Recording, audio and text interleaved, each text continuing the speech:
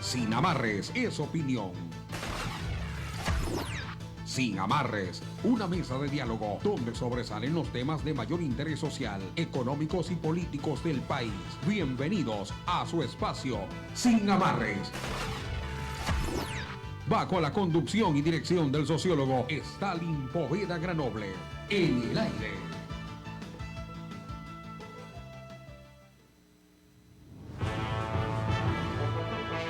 6 de la mañana con 32 minutos, 6:32 de este jueves 25 de junio del año 2020. Como siempre, es un placer poder estar junto a ustedes en este inicio de jornada y compartir con ustedes lo principal de la información del Ecuador y el mundo y, por supuesto, el análisis y la opinión que solo la reciben de primera mano y con los protagonistas aquí en su programa Sin Amarres. Los invitamos también a seguirnos a través de nuestras distintas redes sociales. Ya lo sabe, puede escuchar la retransmisión de este programa a través de nuestra página en Facebook, programa Sin Amarres. 6 de la mañana con 33 minutos. Antes de arrancar, como siempre, extendemos nuestro saludo a nuestro compañero Carlos Pacheco en la sala de controles y, por supuesto, al licenciado Alcides Montilla y al sociólogo Stalin Poveda, que ya están conectados junto a nosotros. Licenciado Alcides, muy buenos días. ¿Cómo está usted?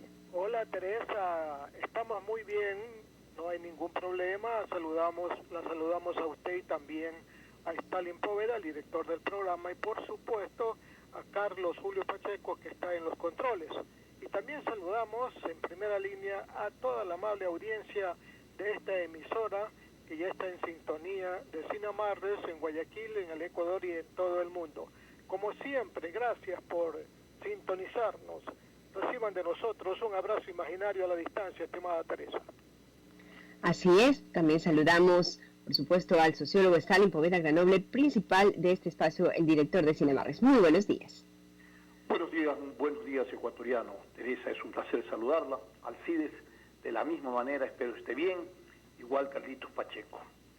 Finalmente, por lo menos, sabemos la hora del día de hoy, 8:30, que el exalcalde de la ciudad de Guayaquil, abogado Jaime Nebot, pronunciará la decisión, o hará conocer la decisión a todos los ciudadanos del país respecto a si va candidato o no.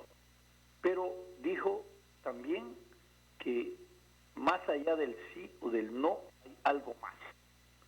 Y ese algo más me parece interesante, porque finalmente si decide ir y correr a la presidencia, participar como candidato, debe el día de mañana también esbozar algún plan de gobierno importante, que supongo lo ha trabajado y ha recogido toda la demanda social y la situación que vive el país bien en solución. Lo analizaremos, Alcides, más adelante, y damos paso entonces a la lectura de los titulares de los medios de comunicación impresos en el país.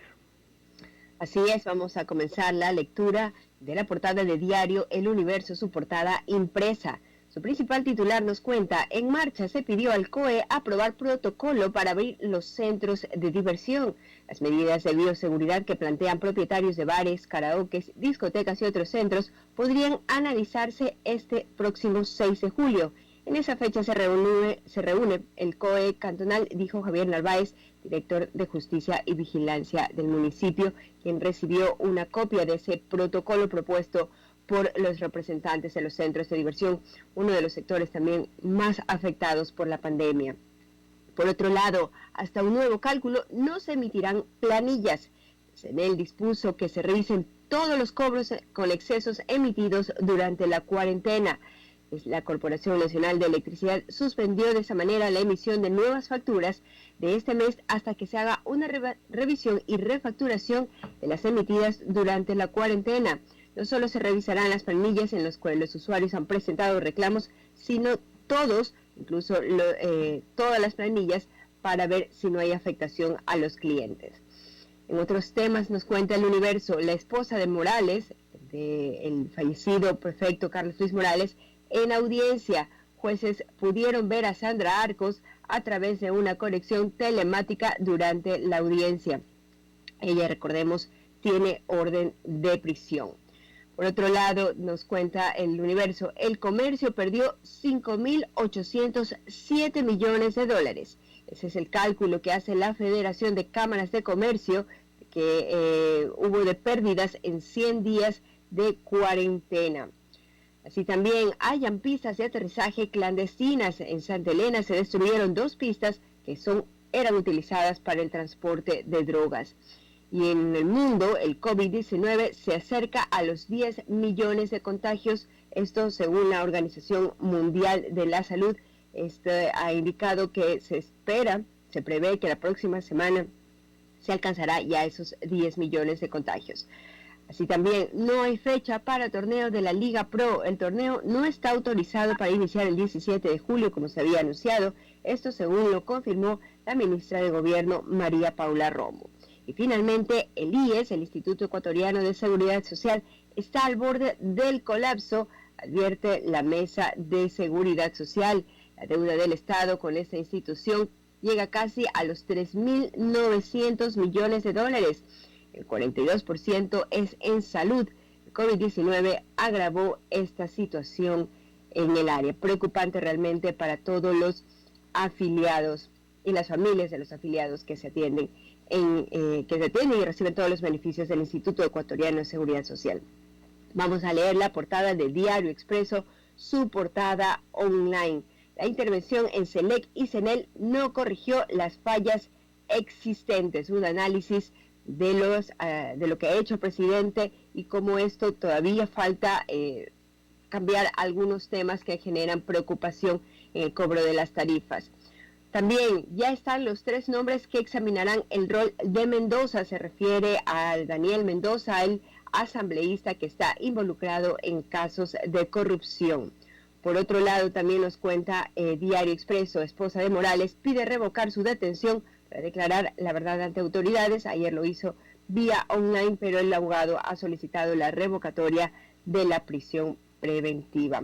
Vamos en este momento también a la lectura de Diario El Comercio, diario que se edita en Quito.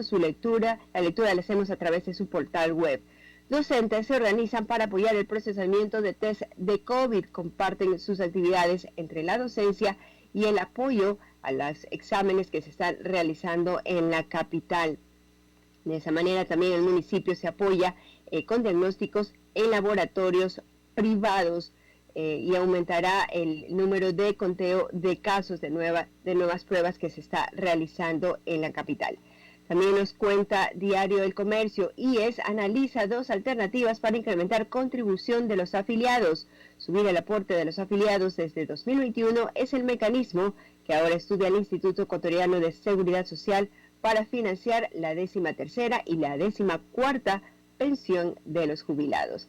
Así también nos dice El Comercio, un sismo de magnitud 3.64 fue registrado en Cotopaxi. Exactamente el punto del epicentro fue en Saquicilí, esto fue ayer en la noche. Por otro lado, nos cuenta Diario El Comercio, los 2 hospitales de Santo Domingo de los Áchilas están saturados de COVID-19. Y finalmente, la Fiscalía en los contratos indagados actuaron hasta visitadores médicos.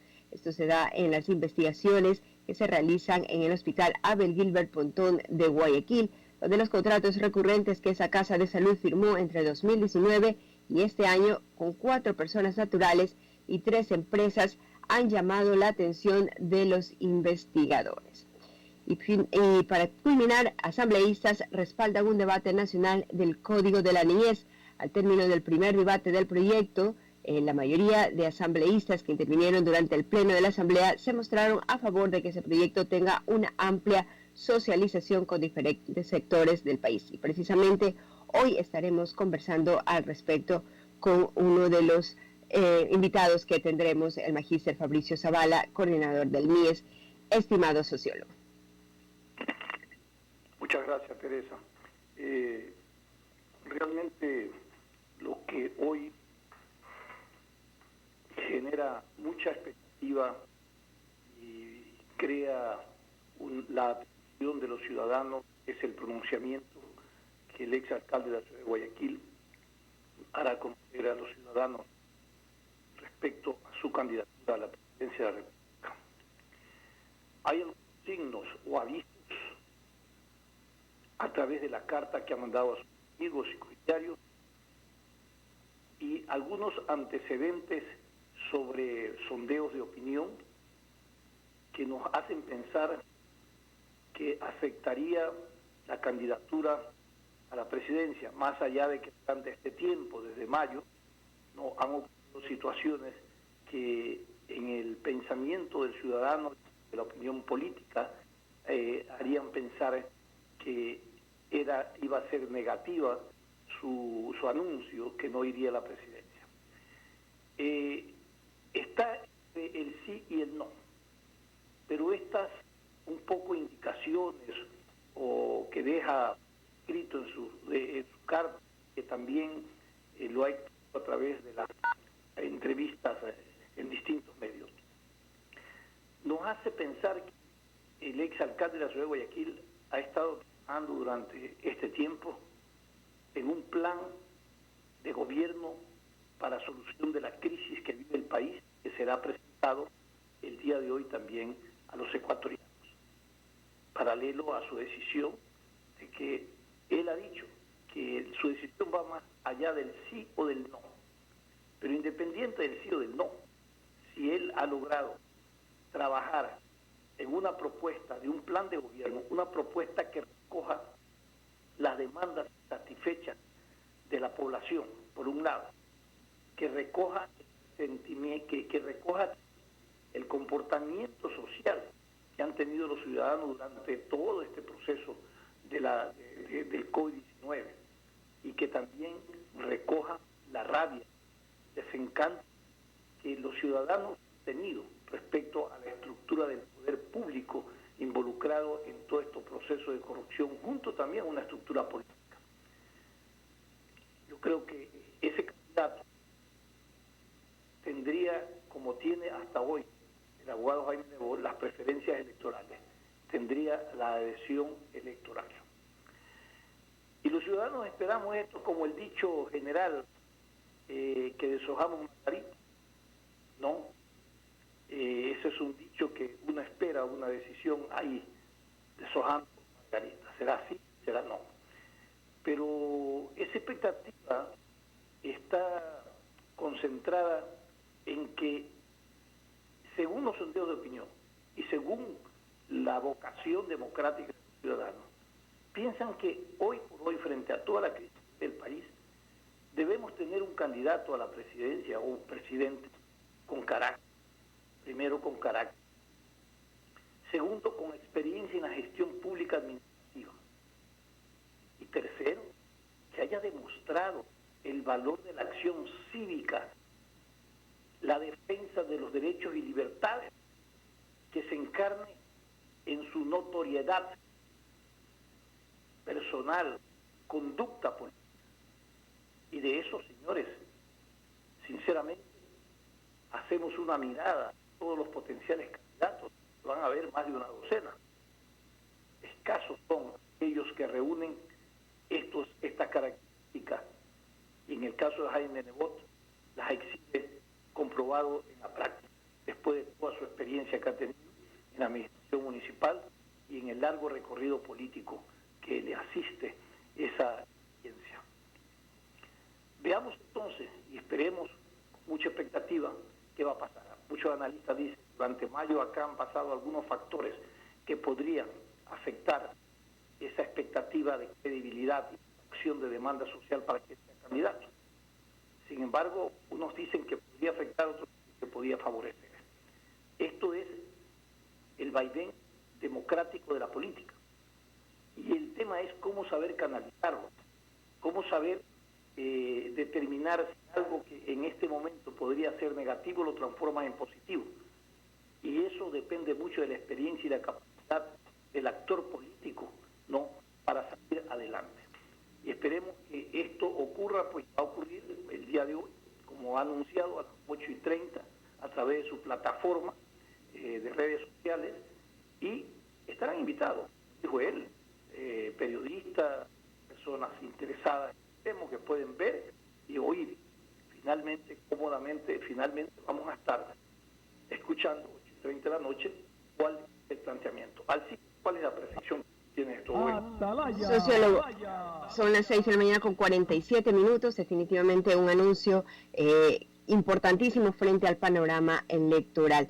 Vamos en este momento, si le parece, a dar la bienvenida a nuestro primer invitado, el magíster Fabricio Zavala Celi, coordinador nacional del Ministerio de Inclusión Económica y Social.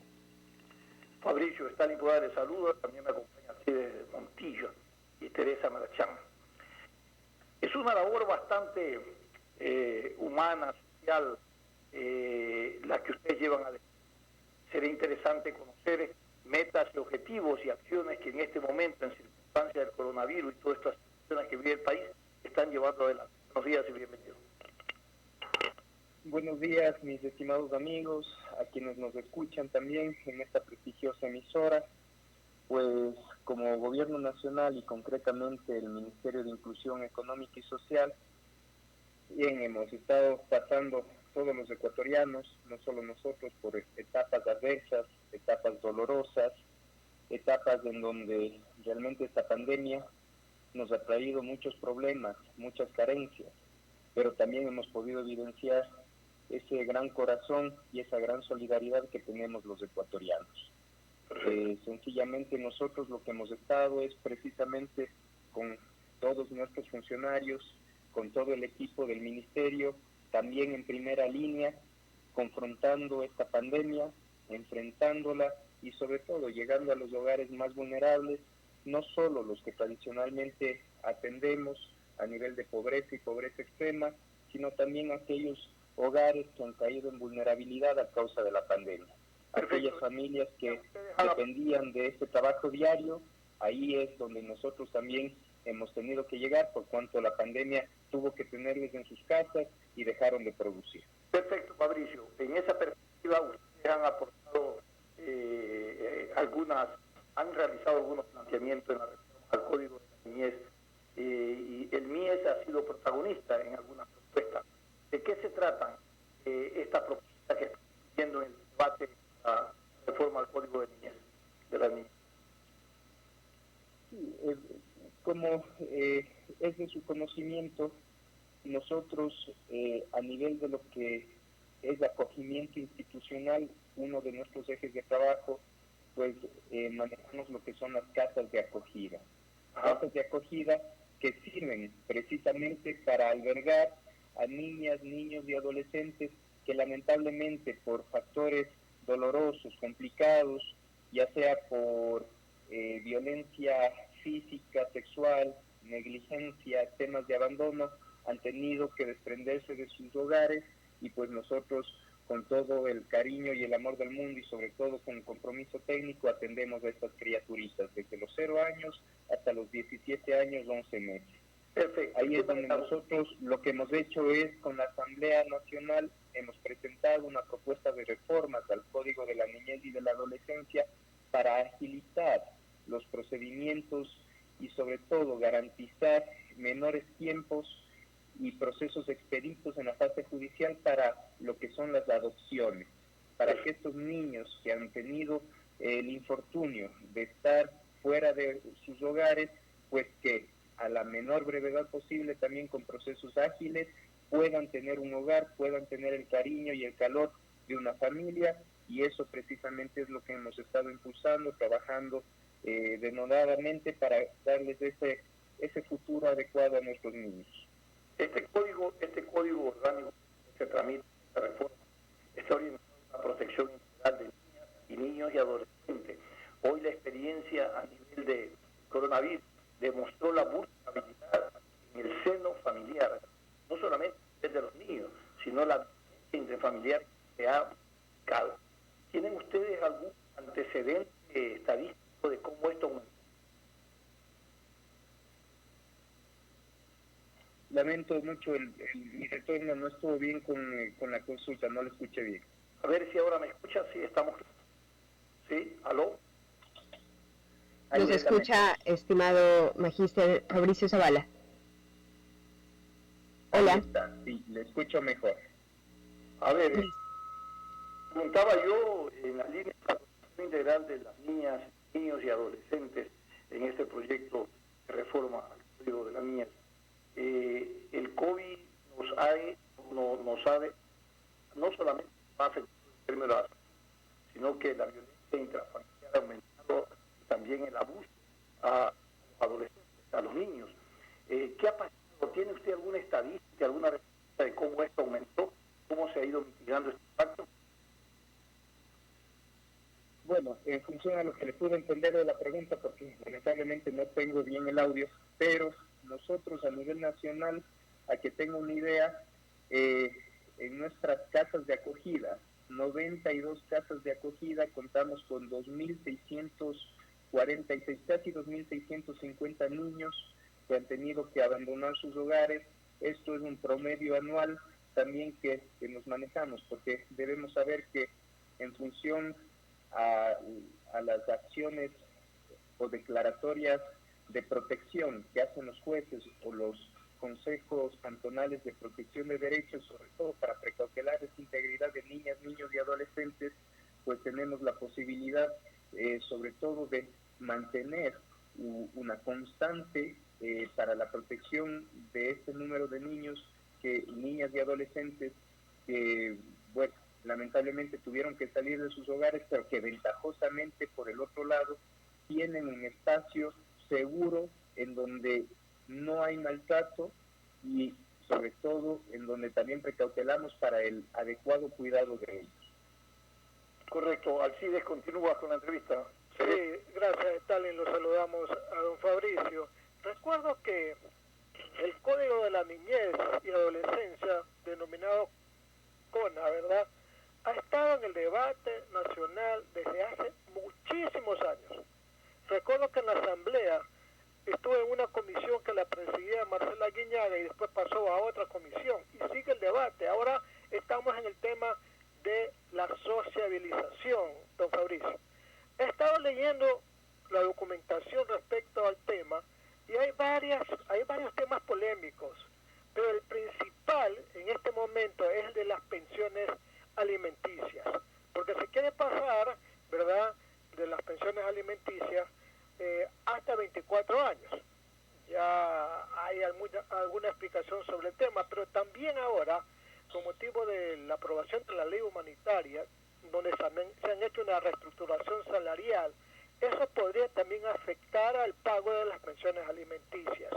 Estos dos últimos temas que tienen que ver con el CONA, el tema de las pensiones alimenticias, ¿cómo la está sosteniendo el ministerio donde usted trabaja, don Fabricio? Bueno, definitivamente hay un antes y un después de la pandemia. Lógicamente, esto la Asamblea Nacional concretamente sabrá analizar. Como bien lo ha dicho, este momento la socialización, el debate está en la Asamblea Nacional y ellos lo definirán sobre todo desde la perspectiva de la edad. Como usted lo ha mencionado, nosotros de alguna manera hemos generado propuestas, sobre todo pensando en la necesidad también y en precautelar el derecho de nuestros niños, niñas, adolescentes, entendiendo que también han existido muchas circunstancias de abandono y eso es lo que genera muchas vulnerabilidades. Lógicamente nosotros en este tema no tenemos la última palabra, ya veremos también cómo se va configurando este debate en la Asamblea y sobre todo las concreciones, que es lo que esperamos, y ahí es donde nosotros necesitamos que todo el compromiso esté enfocado en la niñez, en la adolescencia, pero también en la familia ecuatoriana, entendiendo los nuevos contextos que nos ha traído la pandemia y sobre todo entendiendo también la economía de las personas. Don Fabricio, otro tema polémico, el tema de la rendición de cuentas. ¿La debe solamente determinar al padre o usted cree que también debe ser la madre la que informe y rinda cuentas del dinero que recibe del padre el menor? Bueno, creemos que aquí lo importante es precautelar el derecho de los niños, niñas y adolescentes. Aquí esto sí es una corresponsabilidad tanto de padre y madre, porque si bien en algún momento los padres tienen la dolorosa decisión de separarse, dolorosa decisión en función a que los niños a veces pagan las consecuencias de esas situaciones y esas circunstancias. Y en ese sentido lo que tenemos que garantizar es que más allá de una rendición de cuentas exista el adecuado cuidado y manutención de los hijos, y que los recursos que van destinados para las pensiones de alimentos sea destinado para lo que necesitan, para su alimentación, para su vestimenta, para su estudio, para todas esas necesidades mínimas, básicas, necesarias, para evitar que los niños en sus primeros años tengan desnutrición, para garantizar que esos recursos sean enfocados y canalizados para esas necesidades básicas, vitales de nuestros niños, niñas, adolescentes, que creo que eso es lo primordial dentro de esta situación de lo que es la pensión de alimentos. Entonces ahí yo creo que más allá de esa rendición de cuentas, lo que se necesita es tener la plena conciencia y sobre todo la convicción de que si se recibe una pensión sea destinada para esos servicios de los niños. Don Fabricio, hay muchas madres que lamentan que la pensión mínima de alimentos sea de $101. Con $100 en esta crisis, ¿cómo se va a mantener a un niño? Porque tiene que pagársele desde alimentación, educación y salud. En algún rato se ha podido, o tal vez en las propuestas que va a hacer ese ministerio donde usted labora, va a ser alguna propuesta que tenga que ver con revisar este monto mínimo. Bueno, tengo entendido que las propuestas han estado ya en debate en la Asamblea Nacional, más allá de determinar los montos o la forma como determinar la pensión de alimentos. Ciertamente en esta época una pensión de alimentos sí llega a ser un alivio para esa madre o para esa persona progenitora que está al cuidado de sus hijos, sobre todo porque si tuvieron que quedarse en las casas, créanme, nosotros que en este momento estamos golpeando las puertas de las casas y evidenciando los niveles de vulnerabilidad y necesidad, pues $100, $120, $60 resultan ser rubros importantes. Claro, en algunos casos podremos saber o podremos nosotros decir resulta ser muy poco, pero para las personas que realmente están con esa necesidad, $100, $120, $20 resulta ser un rubro importante, sobre todo para sostener la barriguita de la familia, porque eso por lo general lo llevan a compra de alimentos o sencillamente la compra de una medicina. Entonces yo creo que valorar el monto como alto o bajo, creo que depende también de la condición y el contexto por el cual están pasando las familias. ¿De qué manera o bajo qué argumentación se justifica el hecho de que se quiera pedir que la pensión alimenticia alcance hasta los 24 años de edad? Bueno, básicamente lo que he podido entender sobre este tema es esa corresponsabilidad de ciertos de familias, porque lo que tengo entendido, esto no va a ser una regla general. Me parece que son excepciones que se han planteado, el momento en el que hay jóvenes que todavía dependen de ese núcleo familiar, en donde por el tema de sus estudios no pueden producir y de alguna manera necesitan de ese apoyo. Como digo, esto está en debate, no estoy seguro cómo estará esta situación. Sin embargo, como digo, ahí ya la Asamblea en los debates sabrá tomar la mejor decisión. Queremos agradecer a Mr. Zavala, la orden, por habernos hecho y orientado a esta propuesta respecto a la reforma del Código de la... Gracias por haber estado con en este día, Fabricio. Esperamos más ir conversando. Muchas gracias a ustedes por esta invitación, por la entrevista y sobre todo a quienes nos han podido escuchar en este momento.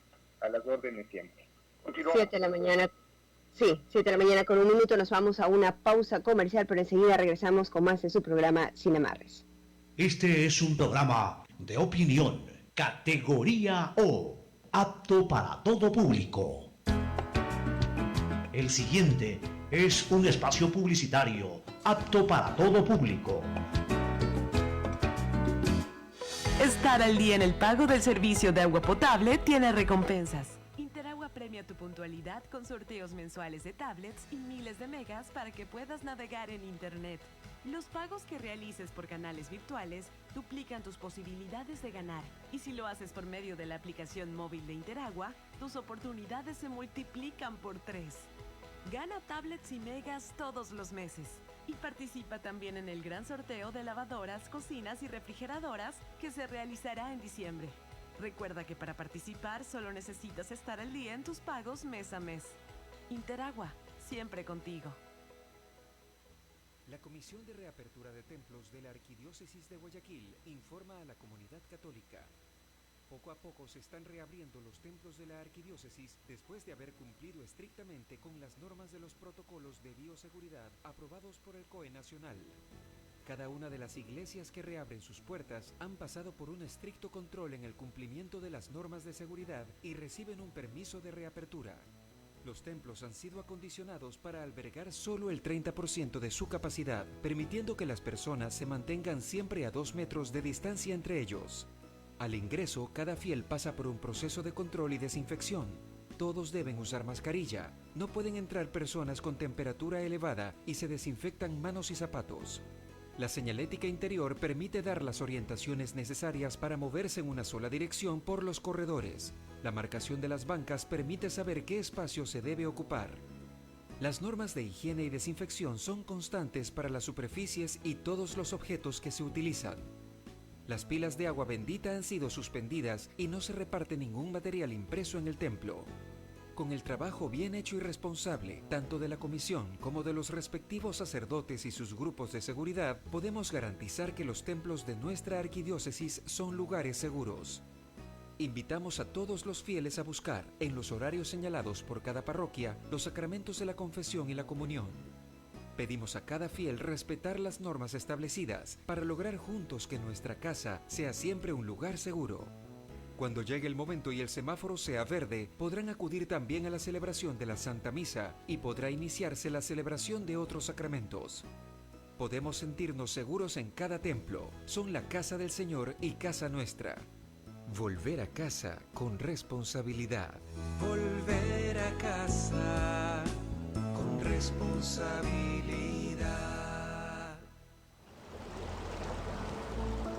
Guayaquil, a diferencia de otras ciudades, es la primera en avanzar en el tratamiento de aguas residuales. Con la construcción del Sistema Integral de Tratamiento de Aguas Residuales, que incluye la construcción de 4 macroplantas. En la perimetral, Pantano Seco, funcionando al 100%. En el sur, Planta Las Esclusas, con un avance del 60%, estará operativa el próximo año. Milote, al noroeste de la ciudad de Guayaquil, con un avance del 73.25%, operativa en el 2021. Los Merinos, en el norte, en proceso de contratación, prevista a iniciar en el primer trimestre del 2021. Con una inversión de $457 millones, estas macroplantas de aguas residuales optimizarán el tratamiento para el procesamiento de las aguas, favoreciendo al medio ambiente. Así beneficiaremos a 3.010.000 habitantes con un Guayaquil con bienestar creciente, socialmente inclusivo y ecológicamente sostenible. EMAPAC y la Alcaldía de Guayaquil, haciendo realidad nuestros sueños. Ya se crearon las nuevas rutas por la reactivación, con las que podrás ir al trabajo que extrañas como nunca. Pero hay nuevas reglas para ti y tus jefes. Los pasajeros van a ir solo sentados. Los buses serán desinfectados a cada rato y tú tendrás que usar mascarilla y conservar la distancia. Así que ponle ñeque, porque regresando en orden al camello, Guayaquil arranca de nuevo. Descarga Movit gratis para ver todas las rutas. ATM, somos más que tránsito, en coordinación con la alcaldía. Fin del espacio publicitario. Usted está escuchando un programa de opinión, categoría O, apto para todo público. Sin amarres, una mesa de diálogo donde sobresalen los temas de mayor interés social, económicos y políticos del país. Sin amarres, bajo la conducción del sociólogo Stalin Poveda Granobles.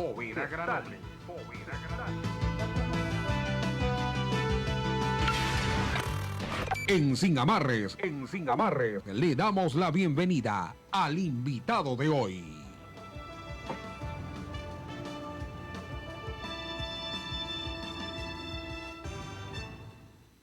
7 de la mañana con 7 minutos. A esta hora les damos la bienvenida a nuestro invitado, doctor Fausto Camacho Zambrano, ex consejero del CNE y coordinador del Observatorio Ciudadano Electoral, que ya está conectado con nosotros, estimado sociólogo. Doctor Camacho, Stalin Poder le saluda, le damos la bienvenida al programa. Me acompañan Cides Montilla y Teresa Marchán. Pocas veces se tiene la oportunidad de conversar un tema muy preocupante para el que tiene que ver con el Consejo Nacional Electoral, también con el Contralor, con la Contraloría General del Estado. Estas dos instituciones se encuentran enfrentadas en este momento, y todo por un pedido de remoción de presidente y también dos consejeros.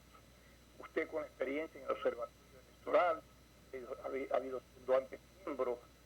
ha sido antes miembro del Consejo Nacional Electoral, ha dicho que esto ocurre porque el Consejo Nacional Electoral está cruzado por juegos de intereses políticos partidarios.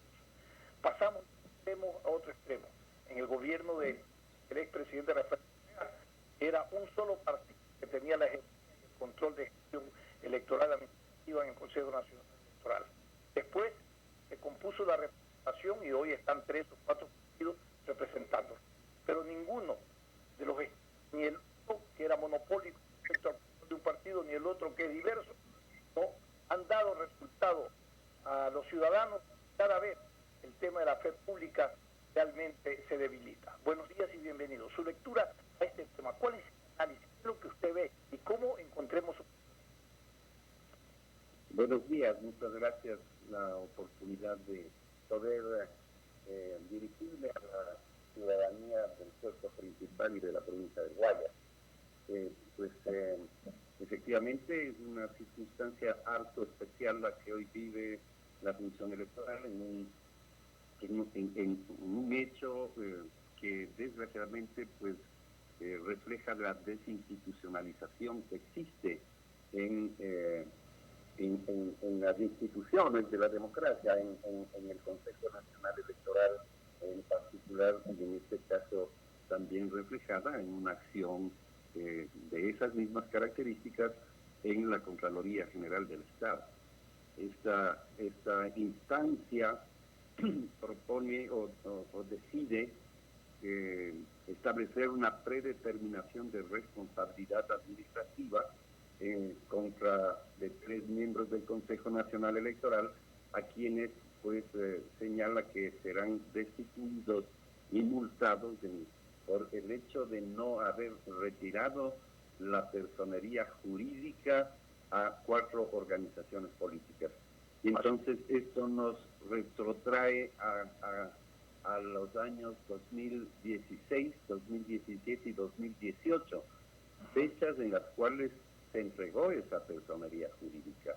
Y efectivamente, más allá de que no lo han comprobado con hechos fehacientes, se señala que estas organizaciones políticas no alcanzaron el número de firmas válidas necesarias en el proceso de su reconocimiento como tal. Y aquí vale un análisis también. Esas organizaciones políticas presentaron en varios casos varios cientos de miles de firmas adicionales a las que les fueron reconocidas. Que, por ejemplo, le puedo hablar de manera muy particular del caso de Podemos, que presentó 950.000 firmas, de las cuales fueron reconocidas 160 y pico de miles, y no más. De esas 160 y pico de miles se dice que faltan, no sé, creo que 3, 4, 5.000 firmas válidas, ¿no?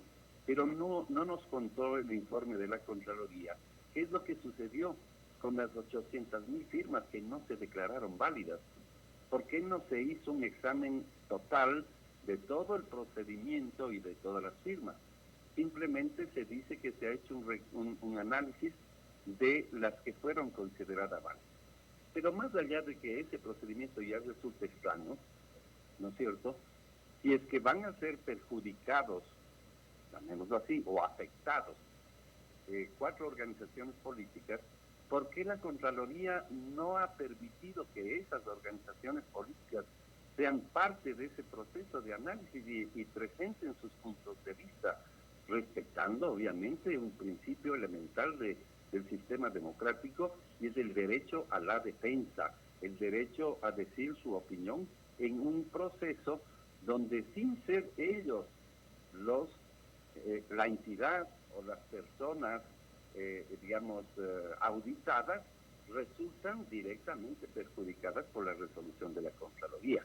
Entonces hay varias cosas que no tienen sentido en esa resolución, y básicamente la de mayor trascendencia jurídica es aquella de que la Contraloría no puede pedir a un organismo del Estado como el CNE que, cumpla con un proceso de retiro de personería jurídica sin que la ley de elecciones considere esa posibilidad. Las únicas posibilidades para retirar la personería jurídica de una organización política están dadas por el artículo del Código de la Democracia, que si no me equivoco es el 328, que dice las razones por las cuales se pierde la personería jurídica. Claro. Y esta circunstancia propuesta por la Contraloría no es parte de aquello. Claro. Entonces, no puede haber una recomendación de la Contraloría que sea válida, que está pidiendo que actúe por encima de lo establecido en la ley. Correcto. Este es el fondo del asunto. Eso está clarísimo, no es su competencia, pero salgámonos un poco de la competencia de gestión administrativa y de representación política del Consejo Nacional Electoral y ubiquemos este proceso o esta activación de este proceso en el juego de intereses políticos y en la línea de cómo se investiga los casos de influencia, ¿no?, y el reparto de los espacios de poder a nivel de la Asamblea Nacional, a nivel de los partidos y a nivel de la institucionalidad pública. Bueno, en todo caso, tal vez, permítame, concluyendo aquello, entonces, no está en cuestión la posibilidad o la capacidad que tenga el Contralor de hacer observaciones y de establecer sanciones. Lo que está en cuestión es la legalidad de, en este caso, la resolución para pedir que se retire la personería jurídica de organizaciones políticas, dentro de las cuales efectivamente consta particularmente una, que es la razón por la cual aparentemente, ya yendo a su pregunta, es la razón por la cual aparentemente pues se toma esta decisión, y es el impedir que el partido o el movimiento político en el cual se refugió el delincuente, aquel que está prófugo en Bélgica, pues pueda participar en las elecciones. Esa es en definitiva la razón política de la decisión tomada. Lamentable que las decisiones estén, motivadas no en la Constitución ni la ley, y estén motivadas más bien en intereses de otra naturaleza. Esto que acabo de decir no exime de la responsabilidad que tiene el Consejo Nacional Electoral en otros elementos que yo particularmente he sido muy crítico, pero hablando de este caso en particular, pues este es nuestro punto de vista. Tal vez falta decir una cosa que vale la pena decirla. La Contraloría no tiene facultad, la ley de la Contraloría en su artículo 18 dice que cuando las decisiones tomadas por funcionarios públicos han generado un estado jurídico que a su vez produce derechos, ese estado jurídico no puede ser revertido a menos que, sin perjuicio de que pueden ser sancionados quienes tomaron esas decisiones.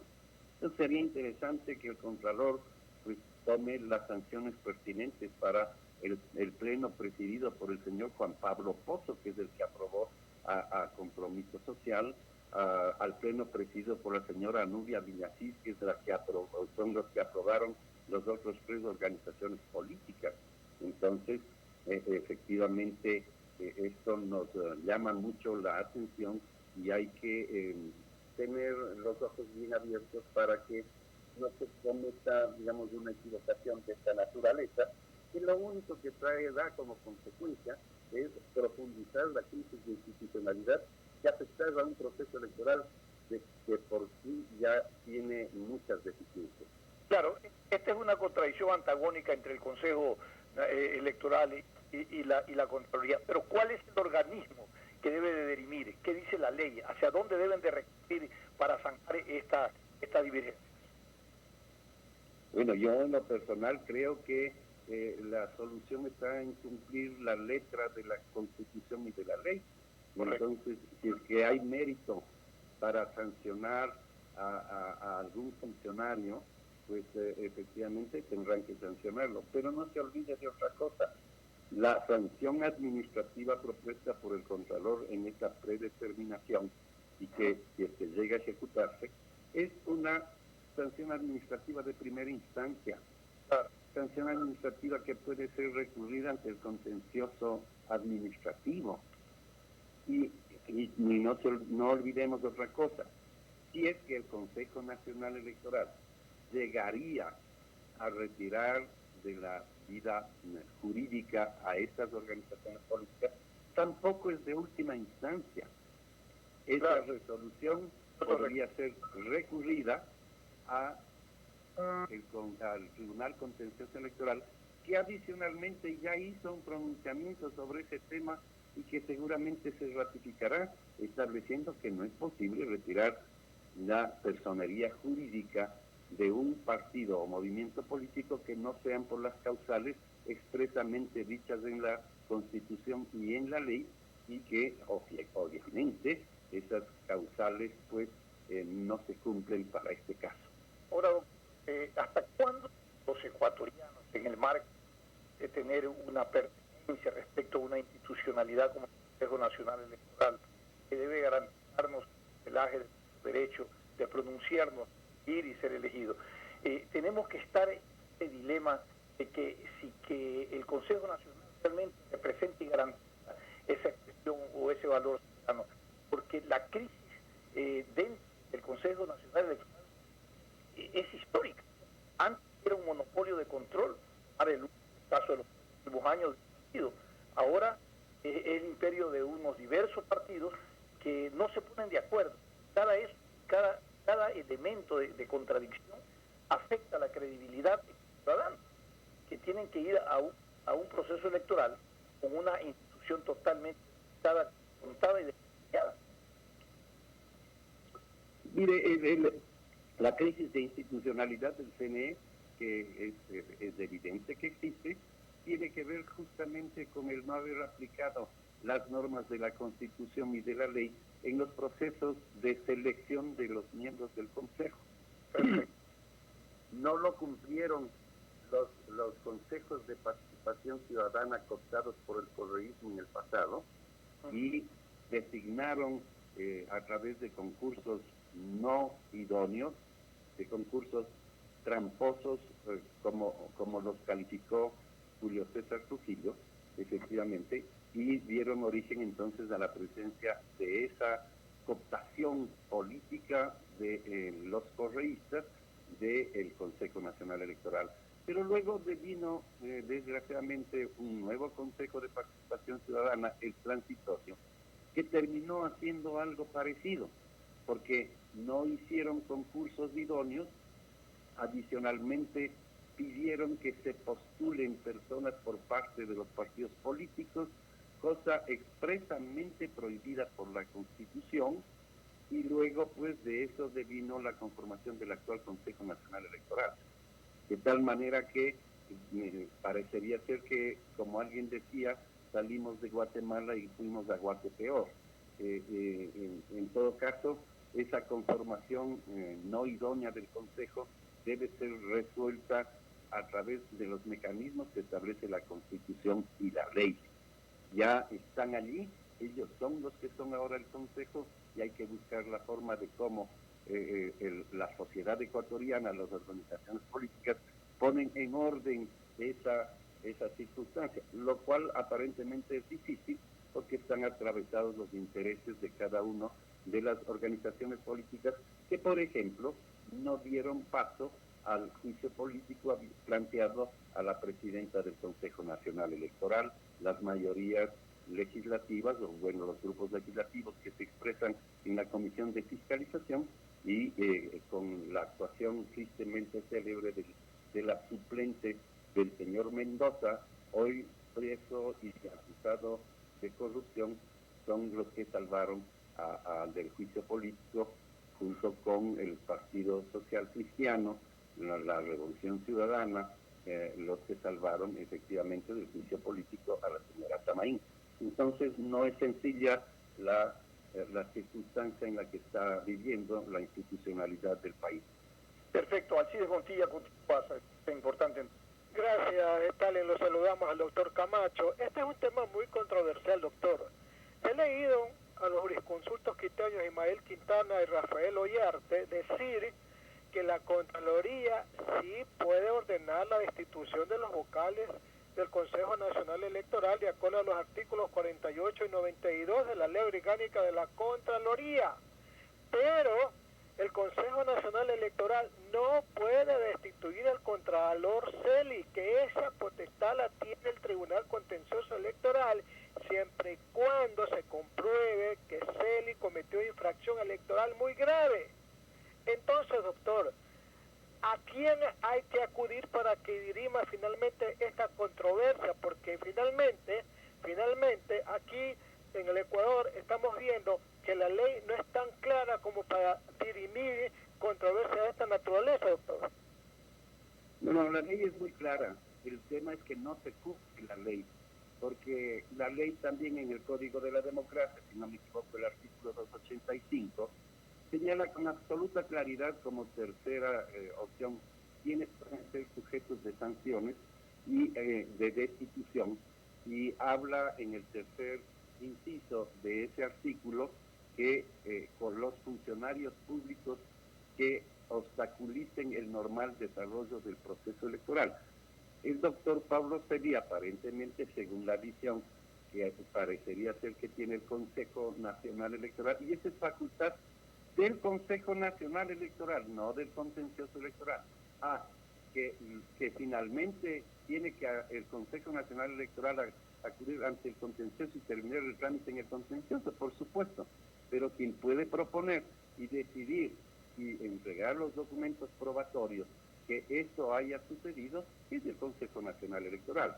Y así lo anunció la presidenta de este organismo, que han considerado, que ella ha considerado la posibilidad de plantear efectivamente la destitución del doctor Celi.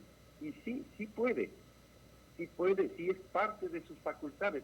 Sin embargo, como ya se ha dicho, tendrán que probar que la actuación de Celi es una interferencia en el normal desarrollo del proceso electoral. Doctor, una última pregunta, porque aquí estamos muy confundidos. ¿En este momento en el país estamos en año electoral o no estamos? Porque convocatoria de elecciones todavía no estamos. A ver, estamos en proceso electoral en aplicación de lo que dice el Código de la Democracia. El proceso electoral no empieza con la convocatoria. Ahí ya está equivocado el doctor Ollarte y el doctor Quintana, porque seguramente esa no es su experticia, sino lo constitucional. Pero la ley orgánica de elección, la ley orgánica de elección electoral y organizaciones políticas, Código de la Democracia, ese es su nombre, ¿no es cierto? Esa ley establece que efectivamente el periodo electoral empieza cuando se aprueba el calendario. Eso sucedió en febrero del año pasado, de este año, perdón. Y está declarado el inicio del proceso electoral o del periodo electoral. Y la ley habla de que cuando haya iniciado el periodo electoral no podrán ser enjuiciados políticamente. Esa es la única restricción. Pero que estamos en periodo electoral, lo estamos de acuerdo al Código de la Democracia. Y que tiene un exceso, porque luego adicionalmente el código anterior a la reforma que se publicó el 6 de febrero pasado, esa reforma establece que la terminación de ese periodo electoral no será con la posesión de las autoridades, como decía el código antes, sino que se extiende en el tiempo hasta que decida el Consejo Nacional Electoral y el Tribunal Contencioso Electoral en sus respectivos ámbitos, lo cual es una sorpresa. En todo caso, es parte de las deficiencias que sí las tiene el Código de la Democracia, como por ejemplo el no haber fijado un calendario electoral absolutamente claro y preciso y determinar con exactitud cuándo empieza el periodo electoral, cuándo termina, cuándo es la fecha de elecciones.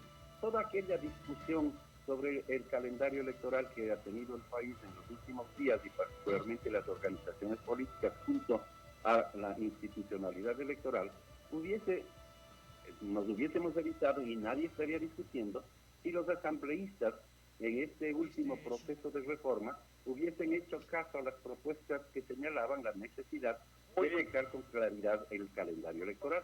Muy bien, doctor Fausto Camacho, está clarísima su explicación. Gracias por habernos atendido en este contacto telefónico. Más adelante tendremos la oportunidad de seguir abordando estos temas. Gracias a ustedes por vuestra sintonía. Teresa y sí, mi querido tiene Fernando Aguayo en vivo a continuación desde sintonía de Radio Atalaya. Sin amarres. Una mesa de diálogo donde sobresalen los temas de mayor interés social, económicos y políticos del país. Sin amarres, bajo la conducción del sociólogo Stalin Poveda Granobles. El siguiente es un espacio publicitario apto para todo público. La Alcaldía de Guayaquil y EMAPAC traen buenas noticias para la reactivación de los sectores más vulnerables de la ciudad. Se